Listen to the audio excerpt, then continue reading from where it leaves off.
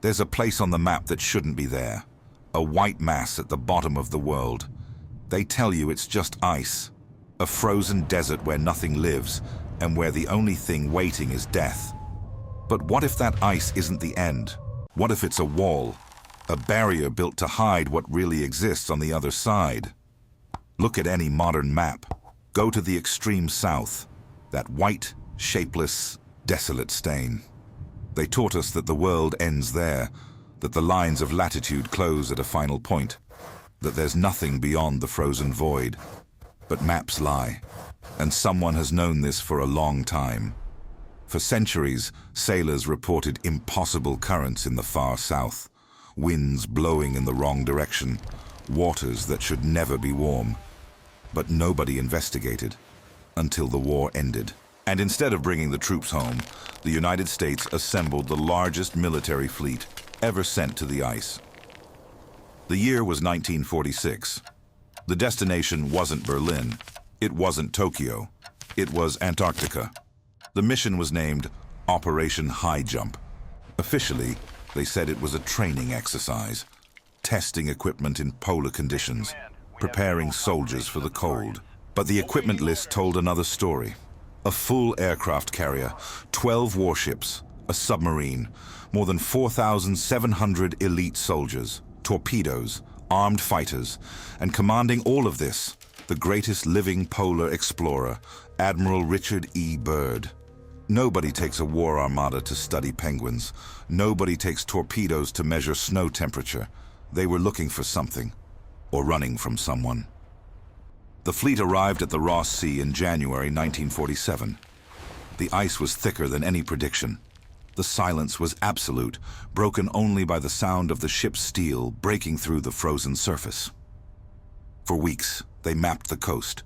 They flew reconnaissance missions over the infinite white. They photographed mountains that didn't appear on any map. And then, on a solitary flight beyond the magnetic pole, the impossible happened. The instruments on Admiral Byrd's plane began to fail. The compasses spun out of control, pointing in all directions at once. The radio emitted only static. And then, below the wings, the landscape changed. The blinding white disappeared. In its place, green emerged. It wasn't a mirage. It wasn't an instrument error. It was a mountain range without snow. Rivers of running water cut through deep valleys. There were forests, dense, living, breathing vegetation. The aircraft's thermometer rose drastically. Byrd was flying over an area the size of Germany, hidden in the center of the frozen continent, heated by geothermal sources unknown to science. And down there, moving among the trees, something that shouldn't have existed for 10,000 years, a massive animal covered in brown fur, walking calmly through the vegetation. A mammoth. But the impossible biology was just the beginning.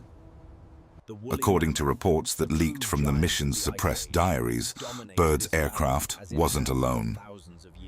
Metallic discs, silent, marked with symbols that didn't belong to any known nation, flanked the American plane. They didn't use propellers. They had no jet engines. They simply floated, manipulating what seemed to be gravity itself. A voice came through the radio, speaking in English with a strange, antiquated accent, ordering the admiral to land immediately. What happened in the following hours remains one of the best-kept secrets in modern military history. There's talk of an underground city, built of crystal and light. There's talk of corridors descending miles below the ice. There's talk of a civilization that watched humanity play with nuclear weapons with the same concern as someone watching children play with fire. The message delivered to Byrd was clear and direct. Stop the atomic explosions, or we will intervene. You are not the only inhabitants of this planet, and you are being watched.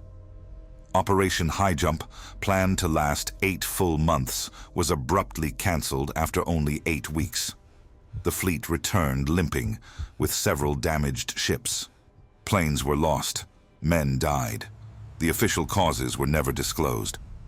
Upon landing in Chile, still visibly shaken, Admiral Byrd gave a single press conference. His words were recorded, but quickly forgotten by the public and buried by the military. He said, and this is on record, "It is imperative that the United States initiate immediate defense measures against hostile regions. The time of isolation is over. In the event of a new war, we will be attacked by aircraft capable of flying from pole to pole at incredible speed." Aircraft capable of flying from pole to pole. In 1947, when the fastest jets could barely cross the Atlantic, what did he see that made him say this? Who did he meet that terrified him so much? After that, silence fell like an iron curtain. Byrd was hospitalized, interrogated, ordered never to speak again about the land beyond the pole. His diaries were confiscated, his notes classified. He never led another polar expedition. 12 years later, in 1959, something extraordinary happened. The Antarctic Treaty was signed. In the middle of the Cold War, while the United States and the Soviet Union pointed nuclear missiles at each other, while the world lived on the brink of total annihilation, they agreed on one single thing: Antarctica should be isolated, forbidden, untouchable, no permanent military bases, no exploitation of natural resources, no territorial claims, and strangest of all, no unauthorized expeditions. Anyone who wants to go there needs special permission, must follow specific routes, must be constantly monitored. Why would mortal enemies agree so quickly to protect a desert of ice? What did they see that terrified them enough to create a global exclusion zone? Why do all the world's great powers, who agree on absolutely nothing, agree that Antarctica must remain closed? Maybe the map we know is just a cell. Maybe the ice wall doesn't exist to protect us from the cold, but to keep us inside. And maybe, just maybe, what's on the other side isn't hostile. Maybe it's just ancient, older than our civilizations, older than our religions, older than our own understanding of history. And maybe they're waiting, watching, seeing if we'll finally grow up, or if we'll destroy ourselves first.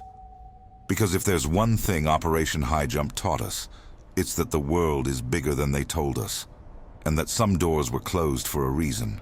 The question is, what happens when the ice melts? What happens when the barrier falls? And when that happens, will we be ready for what's on the other side?